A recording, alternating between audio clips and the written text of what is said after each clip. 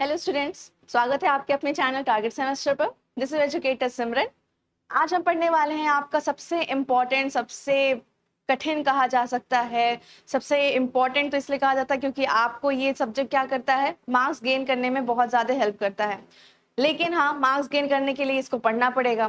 पढ़ लोगे तो जिस तरीके से मैथमेटिक्स की बात होती है कि मैथमेटिक्स में क्वेश्चन सही लग गया या कंसेप्ट क्लियर है, आंसर हमने सही मार्क कर दिया, तो आपको फुल मार्क्स आपके हाथ में है। सिमिलरली आपका ये सब्जेक्ट भी उसी से रिलेटेड है। आपका सब्जेक्ट का नाम है बिजनेस स्टैटिस्टिक्स। अब जो भी बच्चे यहाँ स्टैटिस्टिक्स पढ़ने के लिए आए हैं, चाहे वो बीबीए का बच्चा हो, चाहे वो डीडीयू बीबीए हो, चाहे डीडीयू बीकॉम हो, चाहे वो किसी अदर यूनिवर्सिटी का है, बीबीए और बीकॉम दोनों ही कोर्सेज में आपका ये सब्जेक्ट जो है वो रहता ही रहता है। तो मेनली ये फर्स्ट सेमेस्टर में रहता है, कहीं कहीं थर्ड सेमेस्टर में, अदर सेमेस्टर्स में हो सकता है, बट ठीक है। जो भी बच्चे अगर बिजनेस स्टैटिस्टिक्स बस सर्च करके आए हो कि आज हम बिजनेस स्टैटिस्टिक्स पढ़ेंगे या स्टैट्स पढ़ेंगे, स्टैटिस्टिक्स पढ़ेंगे, तो आज का लेक्चर आपके लिए बहुत इंपॉर्टेंट होने वाला है। स्टार्ट कर रही हूँ, वापस से स्टार्ट कर रही हूँ एक तरीके से। तो दोबारा स्टार्ट करने वाली हूँ इस सेमेस्टर में आपके लिए इसलिए कर रही हूँ ताकि जो भी बच्चे रह गए हैं, जो अभी तक स्टैटिस्टिक्स नहीं पढ़े हैं, कहीं नहीं मिल रहा है कंटेंट, क्योंकि जनरली इस सब्जेक्ट का कंटेंट मिलना थोड़ा सा मुश्किल हो जाता है, तो उन्हीं के लिए ये चीज़ है कि आपके लिए आपको थोड़ा सा स्टैटिस्टिक्स के बारे में आज ब्रीफ इंट्रोडक्शन दूंगी। ब्रीफ क्या मतलब, यूनिट 1 आपका स्टार्ट हो रहा है, तो यूनिट 1 में जितना भी आज पढ़ा सकूंगी उतना पढ़ाऊंगी, ठीक है। सो स्टार्ट करते हैं आज का लेक्चर। होप आप में से जितने भी पहली बार चैनल पे आ रहे हो, जल्दी से लाइक शेयर सब्सक्राइब कर दो अपने दोस्त को, फ्रेंड्स, अलग जगह जहां पर भी जितने भी फ्रेंड्स हैं आपके, ताकि ज्यादा से ज्यादा आपके फ्रेंड्स का भी बेनिफिट हो सके। स्टैटिस्टिक्स बहुत इंपॉर्टेंट सब्जेक्ट है। ओके, चलो स्टार्ट करते हैं आज का टॉपिक। तो बिजनेस स्टैटिस्टिक्स, बिजनेस और स्टैटिस्टिक्स, चलो पहले स्टैटिस्टिक्स की बात करते हैं, फिर बात करूंगी कि इसके आगे बिजनेस वर्ड ये क्यों लगा है, क्यों ये बिजनेस वर्ड लगाया गया है। तो स्टैटिस्टिक्स की अगर बात करें तो स्टैटिस्टिक्स को दो सेंस में पढ़ा जाता है, ठीक। स्टैटिस्टिक्स को मतलब दो तरीके से देखा जाता है, एक सिंगुलर सेंस में देखा जाता है और एक प्लूरल सेंस में। अब क्या है singular sense, plural sense? Singular sense क्यों कहा जाता है और प्लूरल क्यों कहा जाता है?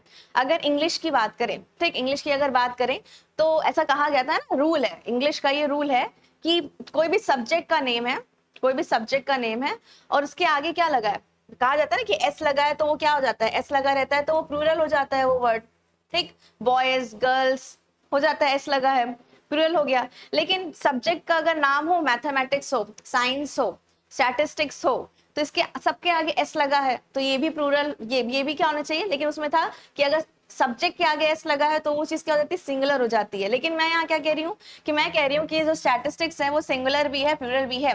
तो अब हम यहाँ पर इंग्लिश की बात नहीं कर रहे हैं। इंग्लिश के साइंस में तो भाई ये ठीक है, ये तो सिंगुलर होगा क्योंकि एस लगा है भले, लेकिन इंग्लिश का ये है रूल है कि सब्जेक्ट के आगे एस लगा रहता है तो उसको हम सिंगुलर मानते हैं। क्यों मानते हैं सिंगुलर? क्योंकि अगर एज अ सब्जेक्ट हम देखते हैं, लेकिन मैंने यहाँ क्या क्या कि दोनों तरीके से हमें देखना है, सिंगुलर भी देखना है और प्लूरल भी देखना है। तो इसका रीजन आपके नेक्स्ट स्लाइड पे लिखा है कि क्यों हम कहते हैं कि इसको हम एज अ सिंगुलर भी कहेंगे और एज अ प्लूरल सेंस में भी देखेंगे। तो स्टार्ट करते हैं। स्टैटिस्टिक्स जो है यहाँ लिखा भी है, पर use curiously in two sense, plural and singular. Plural sense और सिंगुलर सेंस दोनों सेंस में स्टैटिस्टिक्स को यूज किया गया है। अब स्टार्ट करते हैं। प्लूरल सेंस का क्या मतलब हो गया, स्टैटिस्टिक्स कहीं ना कहीं आपके एक सेट ऑफ फिगर्स, फैक्ट्स को दिखाता है, एक सेट ऑफ डेटा को दिखाता है कि नंबर ऑफ स्टूडेंट्स का डेटा है, number of people live in India का डेटा है, कितने उसमें से लिटरेट हैं, कितने इलिटरेट हैं, कितने एजुकेटेड हैं, कितने अनएजुकेटेड हैं। अलग अलग क्राइटेरिया में अगर डेटा को कलेक्ट कर रहे हैं, हम किसी भी डेटा को कलेक्ट करें, अगर टोटल नंबर ऑफ पॉपुलेशन की बात कर रहे हैं हम अपने कंट्री की, वो भी अगर कहीं डेटा कलेक्ट हुआ है तो वो भी क्या है, सेट ऑफ फिगर्स ही तो है, सेट ऑफ फिगर्स है, सेट ऑफ फैक्ट्स है जिसको कलेक्ट किया गया है, तो उसको हम क्या कहेंगे, एज अ डेटा कलेक्ट किया गया है तो उसको हम क्या कहेंगे, एज अ प्लूरल सेंस में हम स्टैटिस्टिक्स को देखते हैं। आई होप क्लियर हो गया होगा। क्या मैंने कहा है, दोबारा रिपीट कर रही हूँ कि स्टैटिस्टिक्स क्या है, दोनों सेंस में देखा जाता है। और आपको चाहे डिस्क्रिप्टिव पेपर हो चाहे ऑब्जेक्टिव पेपर हो, सबसे पहला क्वेश्चन बेसिकली यही आ जाता है कि डिफाइन स्टैटिस्टिक्स। जब डिफाइन स्टैटिस्टिक्स करना हो डिस्क्रिप्टिव पेपर में तो आपको यहीं से शुरू करना पड़ेगा कहीं ना कहीं, ठीक। लेकिन फिर अगर ऑब्जेक्टिव आ जाता है तो उसमें सीधे सीधे पूछ लेता है कि statistics X, first option plural in plural sense, second option in singular sense, third option in both. तो जिसको पता ही नहीं होता है किसको प्लूरल कहें कि सिंगुलर कहें, तो सर्टन अपने अजम्पशंस के हिसाब से आप चाहे सिंगुलर टिक कर देते हो चाहे प्लूरल टिक कर देते हो, लेकिन आपको क्या करना है, आपको बोथ टिक करना है। Both singular sense and plural sense, दोनों सेंस में आपके स्टैटिस्टिक्स को देखा जाता है। प्लूरल सेंस कब कहा जाता है, जब हम सेट ऑफ डेटा की बात करते हैं, इकट्ठा किया हुआ है कोई डेटा है, उसको हम कलेक्ट किए हुए हैं कहीं, तो उसको हम प्लूरल सेंस में स्टैटिस्टिक्स कहेंगे। सिंगुलर सेंस में क्या कहेंगे, सिंगुलर सेंस में क्या कहेंगे, statistics refers to the whole body of tool. क्या है, होल बॉडी ऑफ टूल है, एक क्या है, प्रोसेस हो गया, अभी ये एक तरीका हो गया, एक टेक्निक हो गया, एक काम हो गया, जिसमें हम क्या करते हैं, डेटा को कलेक्ट करते हैं, ऑर्गेनाइज करते हैं, इंटरप्रिटेट करते हैं और finally draw conclusion from them. तो बेसिकली ये सेट ऑफ डेटा जब कलेक्ट हो गया, जब हम इतना काम पूरा कर दिए, तो जो यहाँ निकल के हमें डेटा मिला एक फाइनल, उसको तो प्लूरल सेंस में हमने देख लिया कि वो सेट ऑफ डेटा को हम प्लूरल सेंस में कहेंगे। सिंगुलर सेंस का मतलब क्या हो गया, जब भी कोई भी सब्जेक्ट एज अ आपको बताता है कि कैसे किया जाए, क्या करना है आपको स्टैटिस्टिक्स में, ये जो डेटा आपको फाइनली ऊपर सेट ऑफ फिगर्स दिख रहे थे, वो कैसे कलेक्ट कर रहे हो आप, तो उसमें आप सिंगुलर सेंस में आप देखते हो कि अब उसको कैसे किया जाए। तो जब किया जाए, जब टेक्निक बताया जाता है कि ये प्रोसेस बताया जाता है कि आपको डेटा को लेकर आना है, इंफॉर्मेशन पहले लेकर आओगे, इंफॉर्मेशन लेने के बाद आप उसको क्या करोगे, उसको अब ऑर्गेनाइज करोगे। ऑर्गेनाइज किस सेंस में करते हैं, आप अपने उसमें पढ़ रहे होगे management subject, principle of management हो चाहे एसेंशियल्स ऑफ मैनेजमेंट हो, उस सब्जेक्ट में आप पढ़ रहे होगे, आपका अगर सब्जेक्ट होगा उसमें तो आया तो पढ़े होगे अपने 11th 12th में या प्रीवियस सेमेस्टर्स में, कि ऑर्गेनाइज करना मतलब कि जो डेटा आप लेकर आए हो अब उसको अलग अलग जगह पे बांटो, अलग अलग जहां पर वो डेटा सही बैठे, जिस ग्रुप में वो सही बैठे, उस ग्रुप में उसको अलग अलग जगह प्लेस कर दो। ऑर्गेनाइज कर दिया, अब ऑर्गेनाइज करने के बाद आप एक इंटरप्रिटेशन दे सकते हो कि जो भी डेटा आप जिन्हें जिस भी ऑब्जेक्टिव के बेस पे आपने कलेक्ट किया है, उस ऑब्जेक्टिव फुलफिल हुआ कि नहीं हुआ, क्या रिजल्ट आया, उसका इंटरप्रिटेशन मतलब क्या रिजल्ट आया, और रिजल्ट आने के बाद फाइनली उसमें से हमने कंक्लूजन निकाला कि जो भी ऑब्जेक्टिव हमने सेट किया था, उस ऑब्जेक्टिव के हिसाब से हमारा जो रिजल्ट, जो इंटरप्रिटेशन हमने किया, यहाँ पर एनालाइज किया हमने, एनालिसिस किया, उस हिसाब से हमारा क्या रिजल्ट आया, क्या कंक्लूजन निकल के आया इस पूरे डेटा कलेक्ट करने से लेके पूरा लास्ट रिजल्ट तक में। तो अगर हम प्रोसेस की बात कर रहे हैं, टूल या टेक्निक की बात कर रहे हैं, तो उसको हम सिंगुलर सेंस में भी कह सकते हैं, स्टैटिस्टिक्स वो भी है। और अगर पूरा डेटा कलेक्ट हो जाए, एक सेट ऑफ फिगर्स हैं, एक कहीं पर इंफॉर्मेशन रखा हुआ है, बहुत सारे उसमें डेटा हैं, नंबर्स ऑफ डेटाज हैं, तो उसको हम क्या कहेंगे, हम कहेंगे प्लूरल सेंस में स्टैटिस्टिक्स। तो दो सेंस में आप स्टैटिस्टिक्स पढ़ते हो, ये दो सेंस आपका समझ में आ गया होगा। ओके, नेक्स्ट क्या है, अब इसके बेसिक कैरेक्टरिस्टिक्स पढ़ते हैं। कैरेक्टर्स पढ़ते पढ़ते हम देखते हैं कि और क्या मतलब निकल के आता है आपके स्टैटिस्टिक्स का। Okay okay, so first characteristics क्या है, statistics are the aggregates of fact. अब एग्रीगेट का मतलब क्या होता है, एग्रीगेट मतलब कहीं ना कहीं ग्रुप की बात की जाती है, एक टोटल की बात की जाती है। सिंगल इंडिविजुअल आप इंफॉर्मेशन को या डेटा को लेकर आते हो, अब उन डेटा को एक ग्रुप करते हो, ग्रुप में रखते हो, टोटल करते हो, उसकी टोटलिटी देखते हो, ऑन एवरेज निकालते हो, तो उसको हम क्या कहते हैं, उसको स्टैटिस्टिक्स उसी तरीके से निकाला जाता है कि आपने डेटा कलेक्ट किया, जो भी आपका ऑब्जेक्टिव था आपने फिक्स किया, फिक्स करने के बाद आपने सेट ऑफ डेटा लिया, तो डेटा जो भी लिया आपने 1% से लिया, सेकंड पर्सन से, थर्ड पर्सन से, फोर्थ पर्सन, सबसे ले लिया, 100% हो गए, 200% हो गए, चाहे 500% हो गए, जब जितना भी आपका लिमिट हो उतने तक आपने डेटा कलेक्ट किया। तो ये जो कलेक्ट किया उसके बाद जो ये फैक्ट्स आए हैं, जो भी आपको रिजल्ट, इंडिविजुअल इंफॉर्मेशन कलेक्ट करके आपने उसको ग्रुप किया, उसको टोटल किया, अब टोटल में ही आप अपना आंसर देते हो। स्टैटिस्टिक्स आपको हमेशा एक इंडिविजुअल के बारे में नहीं बताता है, आपको एक ग्रुप के बारे में बताता है, एक सेट ऑफ पीपल्स के बारे में बताता है, सेट ऑफ इंफॉर्मेशन के बारे में बताता है, सेट ऑफ फिगर्स के बारे में बताता है, इसलिए इसको क्या कहते हैं, statistics are aggregate of fact. Next क्या है, statistics are affected by the number of factors. Statistics क्या है, नंबर ऑफ फैक्टर्स से अफेक्टेड हो सकता है। अच्छा, अब यहाँ पर इसका मतलब क्या हो गया, आज बार इसका सिंपली क्या मतलब हुआ कि it is affected by number of factors, मतलब अलग अलग बहुत सारी चीजें हैं जो आपके स्टैटिस्टिक्स के रिजल्ट को, अगर आपको जानना हो कि किसी भी कंपनी को जानना हो कि इस क्यों सेल में फॉल हो रहा है, फॉल इन सेल क्यों हो रहा है? तो फॉल इन सेल क्या सिर्फ एक वजह से फॉल इन सेल होगा? तो स्टैटिस्टिक्स आपको क्या देता है? स्टैटिस्टिक्स नंबर ऑफ फैक्टर से इफेक्ट होता है कि सिर्फ सेल को अगर गिरता हुआ देखना है, बताना है, प्रूव करना है कि क्यों सेल गिर रहा है, तो उसको बहुत सारे फैक्टर्स हैं जो इफेक्ट कर सकते हैं।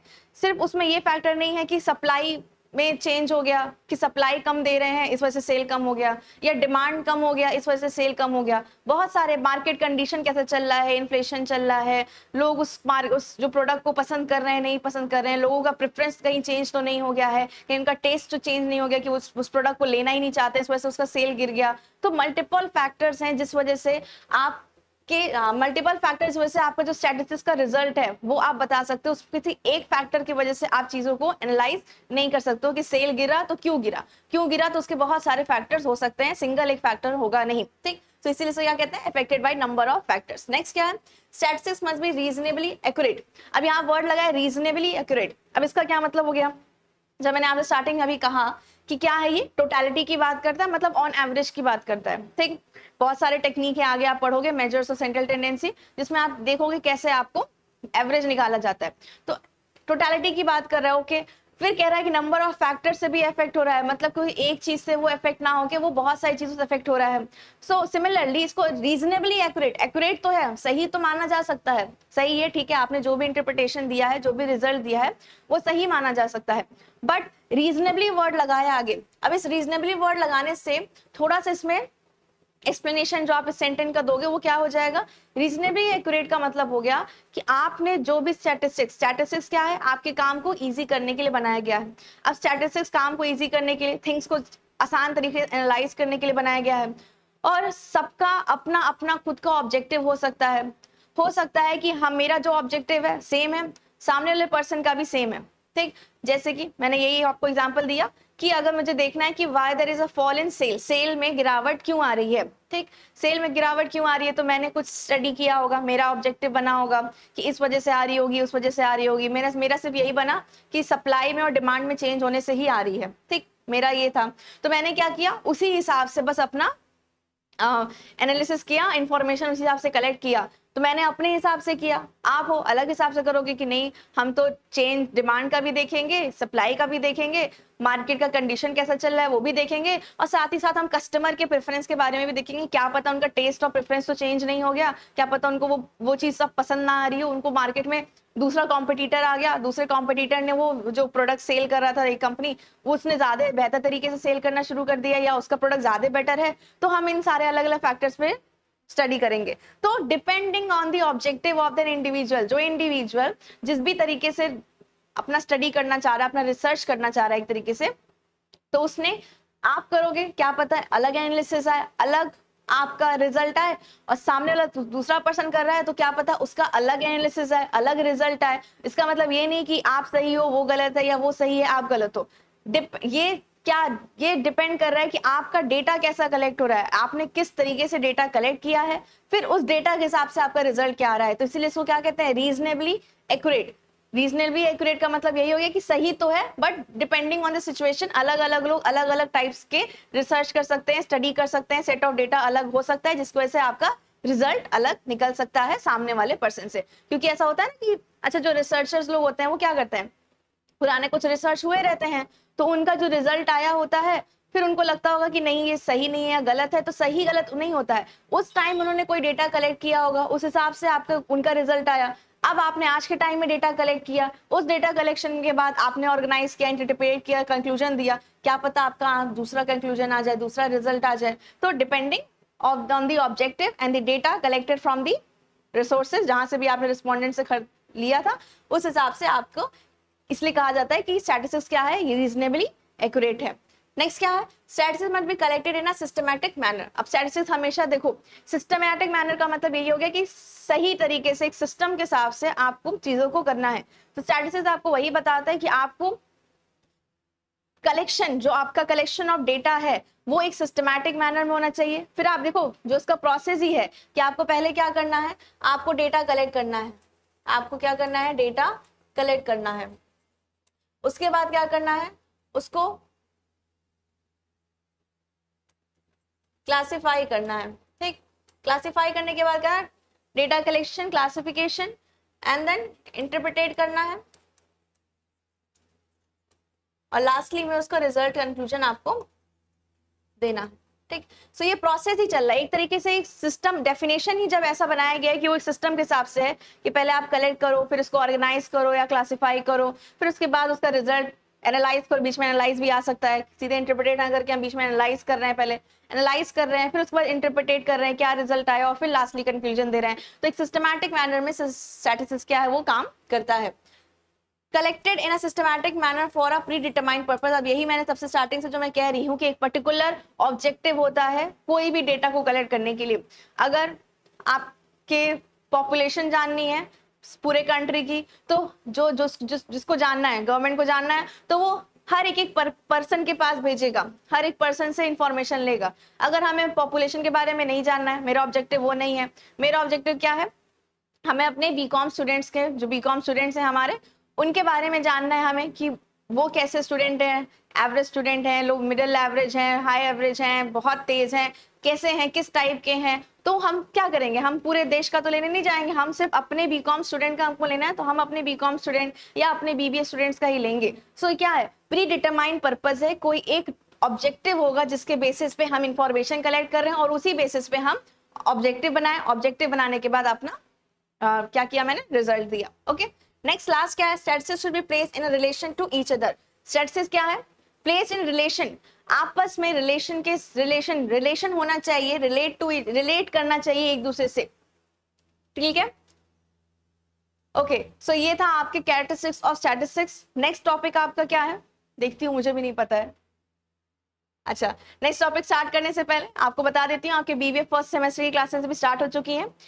जो भी बच्चे अभी तक इनरोल नहीं किए हो, बहुत सारे बच्चे ऑलरेडी उसमें इनरोल हो चुके हैं, पढ़ाई कर रहे हैं। तो जो भी अभी रह गए हो, क्या थोड़े देर में जा गए हो, नवंबर में आपका पेपर रहता है, सो टाइमली आप इनरोल कर लो ताकि आपकी पढ़ाई जो है वो हो जाए। और स्टैटिस्टिक्स ऐसा सब्जेक्ट है कि आप नहीं पढ़ोगे तो नहीं समझ में आएगा, थोड़ा बहुत काम चला वाला हो सकता है, लेकिन अगर आप चाहते हो कि आपको नॉलेज मिले, समझो स्टैटिस्टिक्स क्या है और इन फ्यूचर आपको ये सब्जेक्ट काम आने जरूर वाला है, तो उसके जल्दी से इनरोल कर लो। ओके, चलो नेक्स्ट आगे देखते हैं क्या टॉपिक था हमारा, टाइप्स ऑफ स्टैटिस्टिक्स। अब अगर आप फर्स्ट सेमेस्टर में हो, स्टार्ट कर रहे हो, तो आपको जो पढ़ाया जाता है, जो स्टैटिस्टिक्स आपको पढ़ाया जाता है, वो होता है डिस्क्रिप्टिव स्टैटिस्टिक्स। ठीक है, डिस्क्रिप्टिव स्टैटिस्टिक्स ही आपका सिलेबस है। डिस्क्रिप्टिव स्टैटिस्टिक्स में जितनी चीजें हैं वही आपके सिलेबस में है, क्योंकि आपको अभी बेसिक समझाया जा रहा है। जो भी चीज है, आपने डेटा कलेक्ट किया, ऑर्गेनाइज किया और बस उसको डिस्क्राइब कर दिया, इसलिए इसको क्या कहते हैं, डिस्क्रिप्टिव स्टैटिस्टिक्स। अच्छा, स्टैटिस्टिक्स दो तरीके का होता है, तो मैम दूसरा वाला कौन सा है, पहला डिस्क्रिप्टिव हो गया और दूसरा है आपका इन्फेरेंशियल स्टैटिस्टिक्स। ओके, अब ये क्या है, दोनों देखते हैं। डिस्क्रिप्टिव स्टैटिस्टिक्स क्या कहता है, the term descriptive statistics deal with collecting, सही वही मैंने कहा ना, आपने डेटा कलेक्ट किया और उसका कंक्लूजन दे दिया, बस जो इंफॉर्मेशन आपको मिली आपने उसको अपने तरीके से फ्रेम किया, फ्रेम करने के बाद उसका रिजल्ट आपने खुद बता दिया, वो क्या हो जाएगा, डिस्क्रिप्टिव स्टैटिस्टिक्स।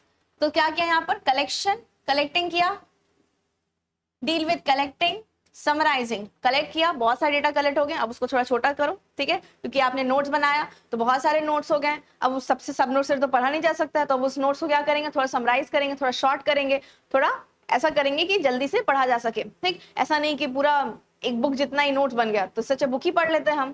तो नोट्स क्या होना चाहिए, नोट्स छोटा होना चाहिए, कंसाइज होना चाहिए, जिसमें एक बार पढ़ने से आपको समझ में आ जाए। तो आपने क्या किया, डेटा कलेक्ट किया, ठीक, उसके बाद उसको समराइज किया, सिंप्लीफाई किया, डेटा को थोड़ा सा बेहतर बनाया, थोड़ा सा चार्ट वार्ट बना दिया अपने नोट्स का। ठीक है, नोट्स में से जो भी कंटेंट था, जो भी कॉन्सेप्ट था, उसका चार्ट के फॉर्म में बना दिए, इमेज के फॉर्म में बना दिए, ताकि एक बार देख के भी समझ में आ जाए कि क्या पढ़ना है हमें। ठीक, तो सिंप्लीफाई के एग्जांपल दे रही हूँ, नोट्स इसलिए रिलेट कर रही हूँ ताकि आपके माइंड में फिक्स हो जाए कि स्टैटिस्टिक्स में होता क्या और डिस्क्रिप्टिव स्टैटिस्टिक्स में क्या होता है।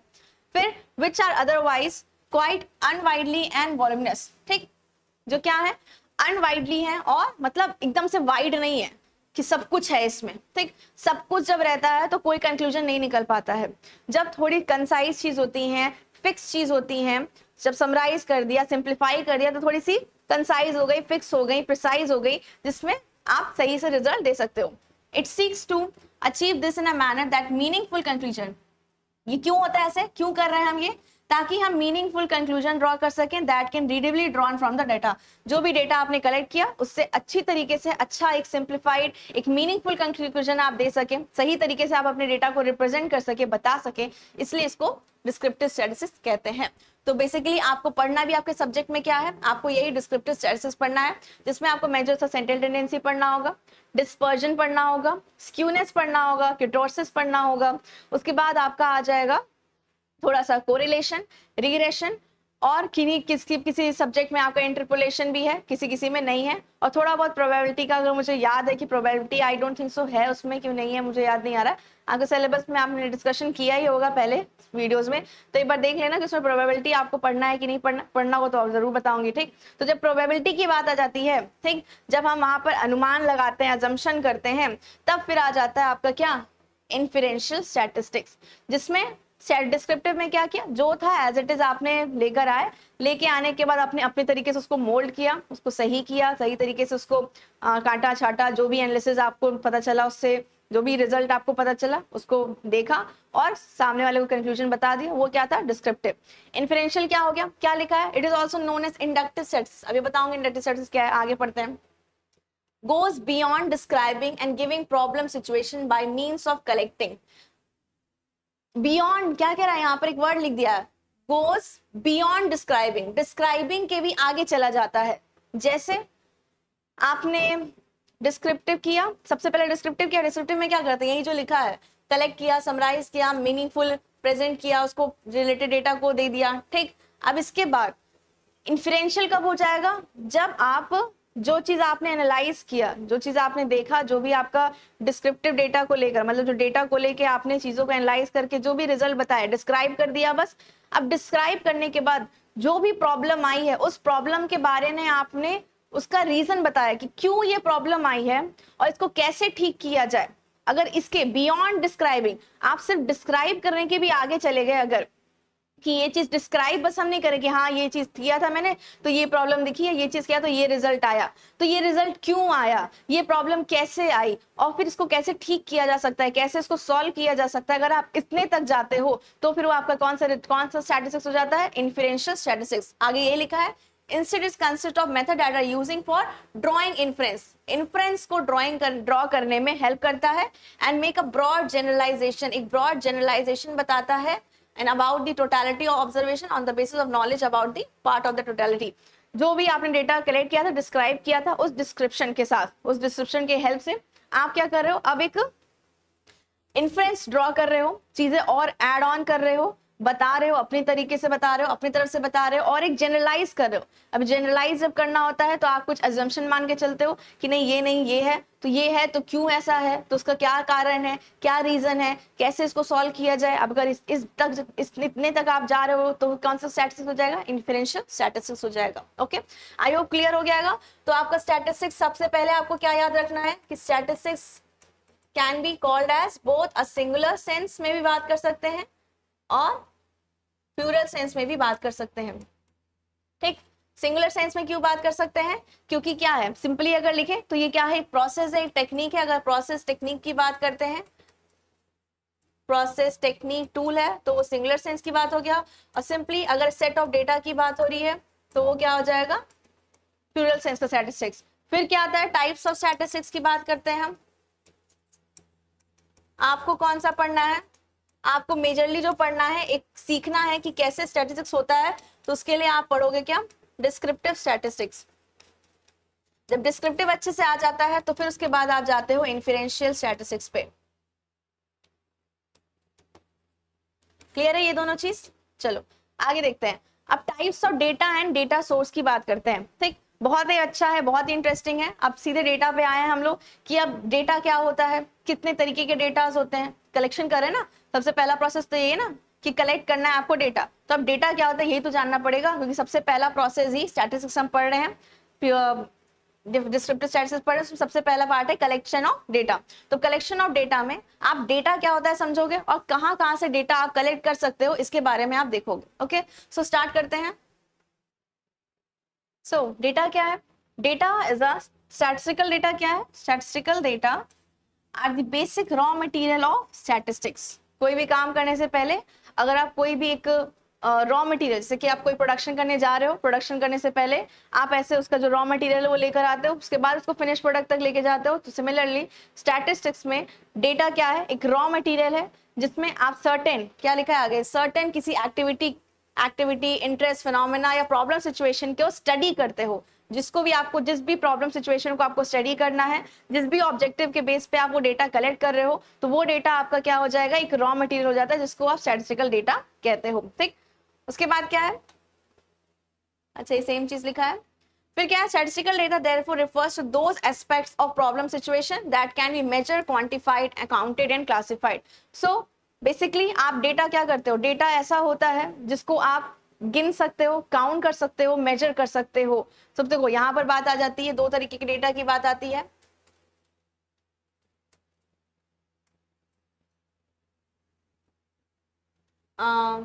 दो तरीके का नहीं, अभी बताऊं आपको कि थोड़ी देर बाद बताऊं? ओके, चलो जान लो। डेटा कितने टाइप के हो सकते हैं, डेटा आपके कुछ क्वालिटेटिव होते हैं, ठीक, और कुछ क्या होता है, क्वांटिटेटिव।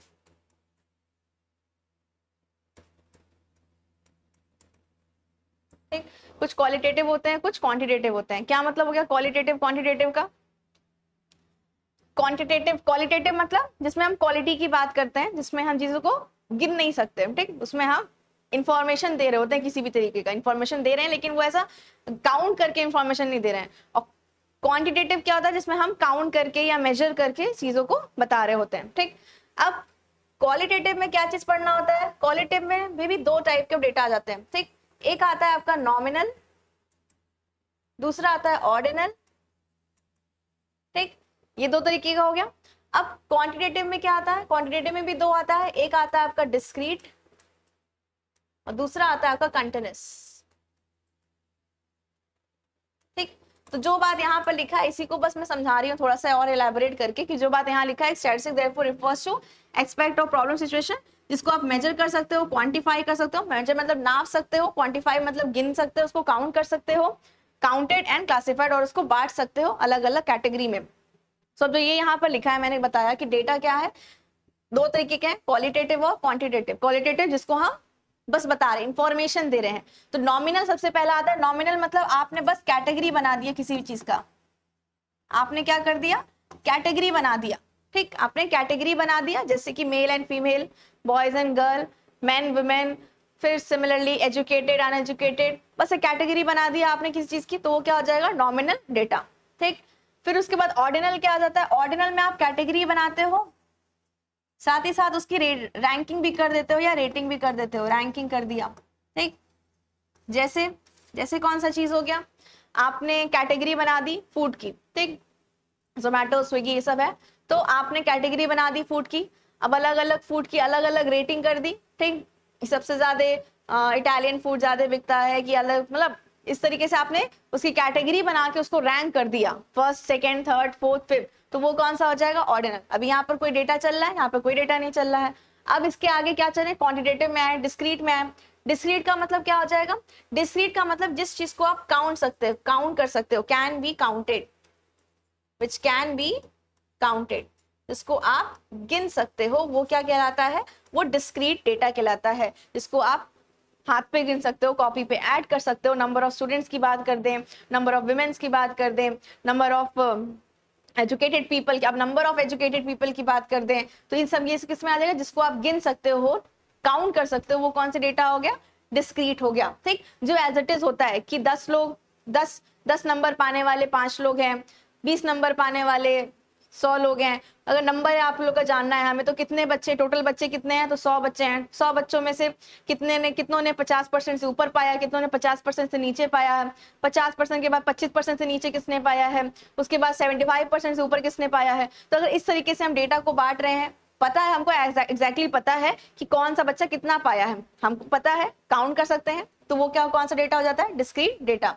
कंटिन्यूअस क्या हो जाता है, जिसको हम काउंट नहीं कर सकते, काउंट नहीं कर सकते हैं, क्या कर सकते हैं, कैन बी मेजर्ड, जिसको हम मेजर कर सकते हैं, सिर्फ काउंट नहीं कर सकते हैं, मेजर कर सकते हैं। क्या एग्जांपल हो गया मेजर करने का, मेजर करने का एग्जाम्पल कि ये मेरे क्लास में 100 बच्चे थे, अब उनका मार्क्स नहीं देख रहे हैं, अब उनका हम हाइट देख रहे हैं, वेट देख रहे हैं, तो क्या हो जाएगा, वेरी कर सकता है, हो सकता है पॉइंट में भी आ जाए कि कोई बच्चे का वेट 52.5 है, ठीक है, या 45.6 है, तो ऐसे करके वेट डिफर कर सकते हैं। तो जब हम इसकी बात करते हैं, वेट की बात करते हैं, हाइट की बात करते हैं, रेशियो निकालने की बात करते हैं, प्रपोर्शन निकालने की बात करते हैं, परसेंटेज निकालने की बात करते हैं, क्योंकि ये सब क्या हो सकते हैं, पॉइंट में आ सकता है, डेसिमल में आ सकता है, तो इस वजह से इसको क्या करते हैं, हम इसको काउंट नहीं कर सकते, गिन नहीं सकते, क्या करते हैं, इसको हम मेजर कर सकते हैं, नापते हैं इसको, ठीक है। सो ये टाइप ऑफ डेटा था आपका जिसमें आपको ये बताया गया। नेक्स्ट देखते हैं क्या लिखा है। वही चीज लिखा है, any object subject phenomena or activity that generate data through this process is termed as variable।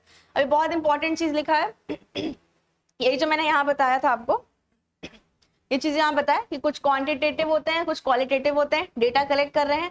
अब यही डेटा, सेट ऑफ डेटा जब ये कलेक्ट हो जाता है, जब ये किसी सब्जेक्ट फिनोमेना एक्टिविटी के थ्रू ये प्रोसेस जो है, डेटा कलेक्शन करने का जो प्रोसेस है, वो डेटा कलेक्ट हो जाता है, तो उसी को फिर हम आगे क्या बनाते हैं, उसको क्या देते हैं, उसको टर्म देते हैं वेरिएबल, कि अब ये वेरिएबल हो गया। अब ये वेरिएबल आपका किस तरीके का है, नॉमिनल है, ऑर्डिनल टाइप का है, डिस्क्रीट वेरिएबल टाइप का है, कंटिन्यूअस वेरिएबल टाइप का है। अब इसी चीज को हम वेरिएबल के टर्म से जानते हैं अपने स्टैटिस्टिक्स में, ओके, जो भी डेटा आपने कलेक्ट किया है।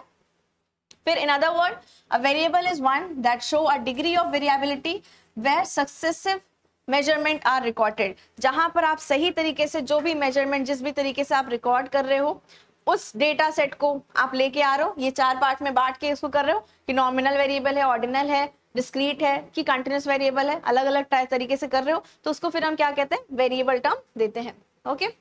चलो, फिर आता है आपका scope of statistics. Scope of statistics जो है वो क्या बात करता है, 3 तरीके से आप उसको डिवाइड कर सकते हो, theoretical statistics, statistical method and applied statistics, ठीक। अब थ्योरेटिकल स्टैटिस्टिक्स बात करता है आपकी प्रोबेबिलिटी की, ठीक है, प्रोबेबिलिटी की बात करता है, ओके। स्टैटिस्टिकल मेथड किसकी बात करता है, स्टैटिस्टिकल मेथड जो आप सिंपली अभी पढ़ रहे हो, डिस्क्रिप्टिव स्टैटिस्टिक्स, जिसमें आपको क्या करना है, कलेक्ट करना है, क्लासिफाई करना है, टेबल फॉर्म में उसको बनाना है, फिर उसको प्रेजेंट करना है, एनालाइज करना है, इंटरप्रिटेट करना और फोरकास्ट करना है कि और क्या हो सकता है। तो ये कौन सा हो जाएगा, स्टैटिस्टिकल मेथड। दूसरा क्या है, अप्लाइड साइंस की बात करते हैं, तो कौन सा साइंस के बेस पे देखे जाए कि कौन सा आप अप्लाई कर रहे हो, अप्लाइड स्टैटिस्टिक्स कौन सा है, तो आप डिस्क्रीट स्टैटिस्टिक्स लगा रहे हो कि साइंटिफिक स्टैटिस्टिक्स लगा रहे हो, इन्फ्रेंशियल स्टैटिस्टिक्स लगा रहे हो। अगर इसकी बात करते हैं तो उसको हम क्या कहेंगे, अप्लाइड स्टैटिस्टिक्स। साथ ही साथ इन 3 कैटेगरी में बांटने के बाद आप स्टैटिस्टिक्स क्या है, अदर स्कोप क्या हो सकते हैं उसके, हर चीज के, हर सब्जेक्ट के साथ, हर चीज के साथ रिलेट होता है स्टैटिस्टिक्स, हर जगह है। कोई भी नॉर्मल ऑर्गेनाइजेशन है, अगर प्लानिंग ही कर रहा है किसी चीज को लेके, वहां पर भी स्टैटिस्टिक्स है। कोई मैथमेटिक्स का चीज करना है, वहां पर भी स्टैटिस्टिक्स है, हर जगह स्टैटिस्टिक्स है। तो यहाँ स्टैटिस्टिक्स को प्लानिंग के साथ इंटरलेट किया गया है, जिसमें कहा गया है कि statistics is indispensable into planning in the modern age, which is termed as the age of planning. Almost all over the world of the government are restoring to planning for economic development. Her government क्या है, planning कर रही है। Planning किसके help से कर पा रही है, प्लानिंग करने के बाद आपको स्टैटिस्टिक्स कहीं ना कहीं लगाना ही लगाना है, तो इसको प्लानिंग से रिलेट किया गया। नेक्स्ट क्या है, इकोनॉमी से रिलेट किया गया है। क्या कहा गया है, statistical data and techniques of statistical analysis have immensely using involving economic problems such as wage, price, time analysis। ये सारे इकोनॉमिक टर्म, इकोनॉमिक जो मैंने कहा ना, सेल बढ़ा गिरा, क्यों बढ़ा क्यों गिरा, तो इसमें क्या आ जाएगा, इकोनॉमिक्स कहीं ना कहीं आ गया कि वेज क्या है, प्राइस क्या है, टर्म एनालिसिस कर रहे हैं, तो इन सब में स्टैटिस्टिक्स का हेल्प भी आ जाता है इकोनॉमिक्स के फील्ड में भी। नेक्स्ट क्या है, बिजनेस। अभी आ गया आपका इंपॉर्टेंट, स्टैटिस्टिकल के आगे क्या लगा है, बिजनेस स्टैटिस्टिक्स लगा है। बिजनेस में कैसे हेल्प करेगा, बिजनेस में हेल्प कर रहा है ताकि बिजनेस जो एग्जीक्यूटर है वो समझ पाए कि उसको कौन सा टूल यूज करना है अपने प्रोडक्शन को कंट्रोल करने के लिए। जिस प्रोडक्शन को कंट्रोल करने के लिए उसको क्या लगाना पड़ेगा, स्टैटिस्टिक्स लगाना पड़ेगा, जिसमें वो सेट ऑफ डेटा कलेक्ट करेगा और फिर एनालाइज करेगा कि उसको अपना फ्यूचर में क्या चीजें चेंज करनी है, किस तरीके से उसको डिसीजन लेना है अपने कंपनी में। Okay, so business executive are rely more on statistical techniques for studying the much and desired value customer। अपने कस्टमर्स के बारे में और वैल्यू कस्टमर के बारे में स्टडी करने के लिए जो बिजनेस है, वो बिजनेसमैन है, बिजनेस एग्जीक्यूटर है, वो क्या करता है, पूरी तरीके से भरोसा करता है अपने स्टैटिस्टिक्स पे, पूरी तरह से रिलाय है अपने स्टैटिस्टिकल डेटा से। स्टैटिस्टिकल डेटा कैसे, मतलब उसको कस्टमर के बारे में जानना है, कस्टमर उसके प्रोडक्ट से सेटिस्फाइड है कि नहीं है, लॉयल है कि नहीं है, तो एक जनरल एनालिसिस करेगी। जनरल एनालिसिस कैसे करेगी, डेटा कलेक्ट करेगी अपने कस्टमर से, फीडबैक फॉर्म लेगी, फीडबैक फॉर्म से पता चलेगा डेटा कलेक्ट हुआ, अब उसको डेटा सारा कलेक्ट हो गया अलग अलग जगह से, अब उसको फिर क्या करेगी, समराइज करेगी, फिर उसको एनालाइज करेगी, लास्टली उसको इंटरप्रेट करके देखेगी कि उसके कस्टमर जो है वो उससे सेटिस्फाइड हैं कि नहीं, उसके प्रोडक्ट से सेटिस्फाइड हैं कि नहीं। तो ये क्या हो जाएगा, बिजनेस भी एक तरीके से डिपेंडेंट है अपने स्टैटिस्टिकल डेटा पे। ओके, नेक्स्ट इंडस्ट्री की भी बात करें तो इंडस्ट्री में भी बहुत सारे प्लान है, इंस्पेक्शन प्लान, चार्ट बनाना है, तो उसके लिए भी आपका स्टैटिस्टिक्स क्या है वो हेल्प करता है। उसके जो मेजर्स हैं, जिस तरीके से आप स्टैटिस्टिक्स लगाते हो, उन सारे मेजर्स के हेल्प से भी आप अपना ये स्टैटिस्टिक्स इंडस्ट्री में भी यूज कर सकते हो। और लास्टली मैथमेटिक्स की बात की गई है, advancement in statistical technology techniques are the outcome of wide application of mathematics. Mathematics में जनरल चीजें बताई जाती हैं, उसके बाद अब थोड़ा सा और वाइड जाना हो, आगे जाना हो, तो उसको कौन बताएगा, उसको स्टैटिस्टिक्स के टेक्निक्स बताएंगे। जो जो मेजर्स हम पढ़ने वाले हैं अभी आपके आने वाले टॉपिक्स में हम देखेंगे, सेंट्रल टेंडेंसी निकालना, मीन मीडियन मोड निकालना, mean median mode central tendency में आता है। डिस्पर्जन जब देखोगे तो रेंज कैसे निकला, रेंज निकालने का कहाँ पर बेनिफिट है, क्यों रेंज निकाले बिजनेस जो है वो मैथमेटिक्स में भी अगर जाए आगे तो क्यों वो निकाला जाए, मीन डेविएशन सही होगा, स्टैंडर्ड डेविएशन सही होगा, कौन सा मेजर सही होगा आपके लिए जिसको आप बेस मान के अपने एनालिसिस कर सकते हो। तो ये सारी चीज कौन बताता है आपको, स्टैटिस्टिक्स बताता है। और मॉडर्न साइंस की अगर बात करें, statistics and modern science, in medical science the statistics tools are collection and incidence of diseases and result the application। आप देखो मेडिसिन, मॉडर्न साइंस की अगर बात करें, मेडिसिन अगर ही बनाना हो तो उसमें भी आपको क्या करना हो, कहीं ना कहीं से कोई डेटा सोर्स तो ले आना पड़ेगा ना, कुछ चीज को तो इंफॉर्मेशन ले आना पड़ेगा ना, आप किसी भी सेंस में हो, किसी भी तरीके का हो, अब उसी को कलेक्ट करना हो, फिर एक अच्छा एनालिसिस, एक अच्छा रिजल्ट देना, वो कौन बताता है आपको, स्टैटिस्टिक्स बताता है। ठीक, कि कौन सा ड्रग, कौन सा मेडिसिन क्या है ज्यादा इंपॉर्टेंट है। चलो लास्टली आज का आपका टॉपिक क्या है, importance in statistics in business. Importance क्या है, स्टैटिस्टिक्स करना क्यों है, तो तीन इंपॉर्टेंट चीजें, मेन तीन इंपॉर्टेंट यही है कि planning of operation, setting up of standard and function of control. आपका बिजनेस चल रहा है, सबका चल रहा है भाई, ठीक है चल रहा है, एक नॉर्मली सेंस में सबका बिजनेस चल रहा है, जितना जो सेल करता था हो रहा है, लेकिन क्या पता कुछ टाइम ऐसा आया जिसमें आपको क्या करना है, आपको अपने ऑपरेशंस में चेंज लाने हैं, थोड़े से नया प्लानिंग करना है, देखना है अपने कस्टमर को बढ़ाना है, अपने मार्केट को बढ़ाना है, अपने प्रोडक्ट में कुछ चेंजेस करना है। तो इसके लिए क्या करोगे, आप कुछ और सेट ऑफ प्लानिंग्स करोगे।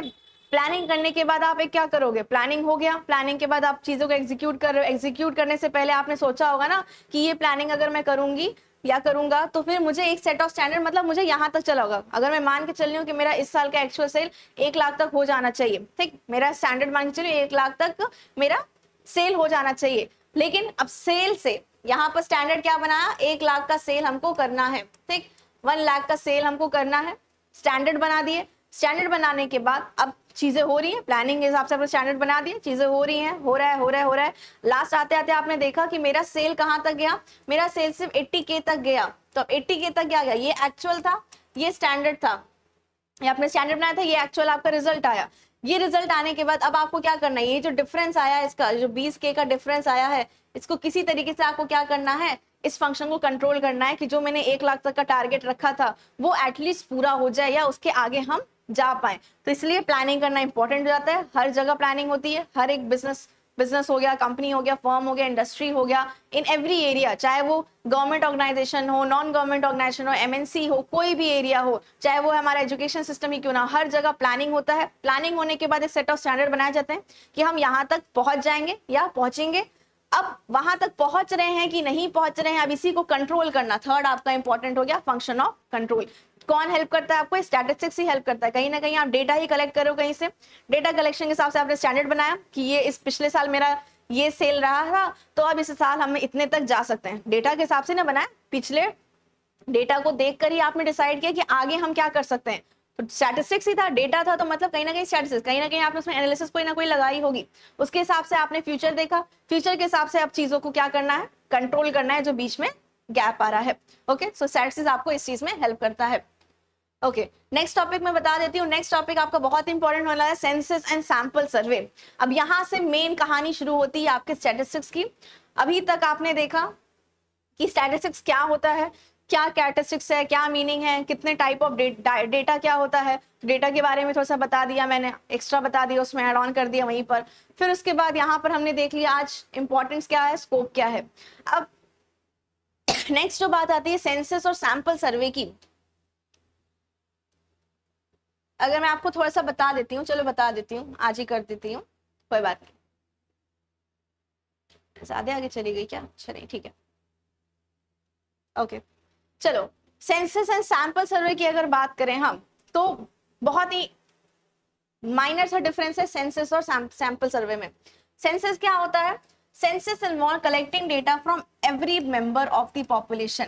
अगर एक टोटल जितना आपका पॉपुलेशन का मतलब क्या हो जाता है कि ये टोटल जितना आपका एरिया था, ठीक, ये टोटल एरिया था, अगर मान लो ये पूरा इंडिया है, तो अगर ओवरऑल इंडिया की हम बात करें तो मतलब हर एक पर्सन, अगर टोटल ओवरऑल इंडिया का पॉपुलेशन हमको जानना होगा तो मैंने कहा था ना, हर एक पर्सन से, यहाँ रहने वाले हर एक पर्सन से हम क्या करेंगे, डेटा कलेक्ट करेंगे। तो वो क्या हो जाएगा, आपका सेंसस हो गया। जब आप हर एक member, every members of population से डेटा कलेक्ट कर रहे हो, कलेक्शन कर रहे हो। वाइल सैंपल क्या हो गया? सैंपल क्या हो गया? Gather data from subset of population.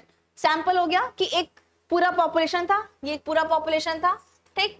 अब इसमें से हम कुछ इसके पार्ट से, सिर्फ इतने पार्ट से ही हम अपना सैंपल कलेक्ट कर रहे हैं। जैसे एग्जांपल क्या हो जाए, आप चावल बनाना है, चावल अगर उसको भगोने में बना रहे हो तो उसमें क्या करोगे, आपने लिया अपना यूटेंसिल लिया, यूटेंसिल लेने के बाद आपने उसमें चावल डाला। अब चावल डालने के बाद ऐसा तो नहीं कि हर चावल को चेक करके देखोगे कि वो पका कि नहीं पका, एक निकालोगे, दो निकालोगे, टेस्ट करोगे कि यस पक गया तो हो गया चावल हमारा। तो ये क्या हो जाएगा, यही आपका सबसे एग्जाम्पल जाता है सैंपल का, कि जिसमें आप पूरे पॉपुलेशन को ना लेके उसके छोटे से पार्ट को लेते हो, छोटे से एरिया को लेते हो, जिसमें आपको स्टडी करना है, जो आपका स्पेसिफाइड ऑब्जेक्टिव था। इस ऑब्जेक्टिव के बेस पे आपने डिसाइड किया कि अगर मेरा ऑब्जेक्टिव ये था कि मुझे जानना है कि ओवरऑल इंडिया में ईवी इलेक्ट्रिक व्हीकल का क्या डिमांड है, ठीक। तो ओवरऑल इंडिया की अगर हम बात कर रहे हैं तो पूरे इंडिया जितना पॉपुलेशन है ये पूरी पॉपुलेशन से मेरा डेटा कलेक्ट करना पॉसिबल है, मेरा हमको करना है। लेकिन हमको जानना तो ये है कि पूरा इलेक्ट्रिक व्हीकल जो है वो कैसा रिस्पॉन्ड दे रहा है, का जो हमारे कंज्यूमर हैं वो उसको लेना चाहते हैं, नहीं लेना चाहते हैं, उनको गवर्नमेंट के स्कीम के बारे में पता है कि नहीं, सब्सिडी जो गवर्नमेंट देती है उसके बारे में पता है कि नहीं पता है। सो ये सारी इन्फॉर्मेशन हमको जानना है, लेकिन ओवरऑल इंडिया से ही जानना है, हमको ओवरऑल इंडिया से जानना है। लेकिन मेरे पास इतनी सुविधा नहीं है कि हम हर एक पर्सन ये पूरे पॉपुलेशन में जो है उनसे हम पूछ पाए। तो हम क्या करेंगे, अभी थोड़ा रिप्रेजेंटेटिव बनाएंगे। रिप्रेजेंटेटिव कैसे बना सकते हैं कि ठीक है, हम पूरे ओवरऑल इंडिया से नहीं ले सकते हैं, लेकिन अलग अलग स्टेट से हम डेटा कलेक्ट कर सकते हैं जो उस पूरे इंडिया, पूरे अपने एरिया को प्रेजेंट कर रहा हो। कुछ एक स्टेट हमने नॉर्थ से ले लिया, मेन दिल्ली को ले, चलो सेंट्रल हो गया, ठीक, दिल्ली ले लिया, फिर नॉर्थ से एक स्टेट ले लिया, वेस्ट से ले लिया, ईस्ट से ले लिया, साउथ से ले लिया। अब इन जगह से, अलग अलग जगह से जो थोड़ा थोड़ा डेटा हमको मिला है, अब ओवरऑल एनालिसिस करके हम एक आइडिया लगा सकते हैं कि हमारे टोटल इंडिया में इलेक्ट्रिक व्हीकल का क्या स्कोप है, क्या लोग उसमें बिलीव है, उनका क्या, उनका परसेप्शन है, क्या उनका एटीट्यूड है उसको लेकर। सो इसकी अगर हम बात करते हैं, अगर हम पूरे पॉपुलेशन में से छोटे से एरिया को लेकर, छोटे से सैंपल की तरह से लेके डेटा लोगों को लेकर, और उस डेटा को हम कलेक्ट करके अपना एनालिसिस करें, तो वो क्या हो जाएगा, सैंपल सर्वे। तो मेन डिफरेंस आपका यही है, सेंसस में हर एक पर्सन जो भी आपका है, एवरी पर्सन इज इन्वॉल्व, सारे पर्सन से आपको रिस्पॉन्स लेना है। और वहीं सैंपल में क्या करते हो, पूरे पॉपुलेशन से ना लेके हम थोड़े से एरिया में थोड़े से लोगों को लेकर अपना रिसर्च, अपना जो स्टडी है उस पर करते हैं। आगे क्या लिखा है, census provide more comprehensive and accurate data. Obviously बात है, आप हर एक पॉपुलेशन से ले रहे हो, हर एक पर्सन से डेटा ले रहे हो, तो वो क्या हो जाएगा, बहुत कॉम्प्रिहेंसिव हो जाएगा, अच्छे से अच्छा खासा आपको पता चल जाएगा सबके बारे में, और साथ ही साथ एक्यूरेट भी हो जाएगा, but typically more expensive and time consuming. लेकिन साथ ही साथ एक्सपेंसिव भी है, क्योंकि आप हर पर्सन के पास जाओगे बात करने, हर पर्सन के पास जाओगे डेटा लेने, तो एक्सपेंसिव भी है, और हर पर्सन के पास जा रहे हो टाइम टू टाइम, तो समय भी जाएगा, ठीक। तो सेंसस में क्या होता है, एक्यूरेसी तो रहती है लेकिन टाइम कंज्यूमिंग रहती है, इसीलिए लोग प्रेफर क्या करने लगते हैं। फिर अगर हम पूरे पॉपुलेशन की बात कर रहे हैं, इंडिया की पॉपुलेशन है, तो ऑब्वियसली बात है हमको सेंसस करना, सेंसस वही है, ठीक, सेंसस वही करना पड़ता है, वैसे ही करना पड़ता है। लेकिन अगर हमको सॉर्ट ऑफ किसी चीज पे स्टडी करना है कि छोटा सा मेरा स्टडी है, मुझे सिर्फ यूनिवर्सिटी के बच्चों पे ही स्टडी करना है, फिर यूनिवर्सिटी के बच्चों में भी हमको स्पेसिफाई करना है कि हमको नॉर्थ साइड के यूनिवर्सिटी को देखना है कि वेस्ट साइड की यूनिवर्सिटी को देखना है, ईस्ट साइड की साउथ साइड। अब उसमें सेलेक्ट किया मुझे नॉर्थ साइड का ही देखना है। नॉर्थ साइड में सोचा मैंने कि अब कौन सा ऐसा यूनिवर्सिटी है जो हमको बेस्ट ज्यादा बच्चे मिल जाएंगे वहां पर। तो अब इस हिसाब से हमने क्या किया, अपने सैंपल को छोटा, मतलब अपना जो एरिया था पूरे पॉपुलेशन में से अपने सैंपल एरिया को छोटा करते गए। सैंपल एरिया को ऐसा बना दो कि जो आपका रिजल्ट रहे वो अच्छा आ सके, एक्यूरेट आ सके। ठीक, तो सब कुछ डिपेंड किस पे करता है, आपके सैंपल पे डिपेंड करता है। ओके, चलो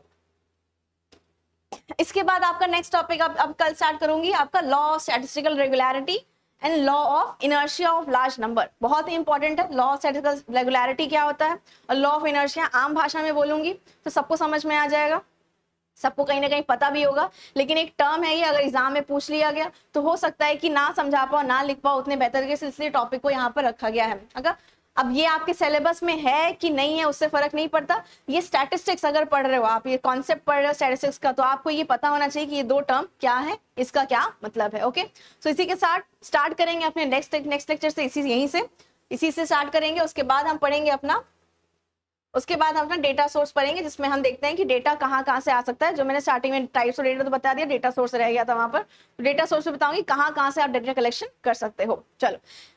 चलो इसी के साथ एंड करते हैं आज का लेक्चर। होप समझ में आया होगा, अच्छा लगा होगा। जो भी बच्चे अभी तक व्हाट्सएप ग्रुप में ज्वाइन नहीं किए हो, आपका डिस्क्रिप्शन लिंक में व्हाट्सएप ग्रुप का लिंक दिया हुआ है, जल्दी से जाके ज्वाइन कर लो ताकि आपको 24/7 डाउट सपोर्ट मिल सके। जो भी आपकी क्वेरीज हैं आप उसमें जरूर से पूछ लिया करो, वहाँ आपको सारी इन्फॉर्मेशन जो भी आपकी यूनिवर्सिटी की तरफ से जो भी नोटिफिकेशंस रहते हैं वो आपको वहां पर मिल जाती हैं। ओके, क्लास अच्छा लगा होगा, समझ में आया होगा तो कमेंट करके जरूर बताना। चलो, thank you so much, take care.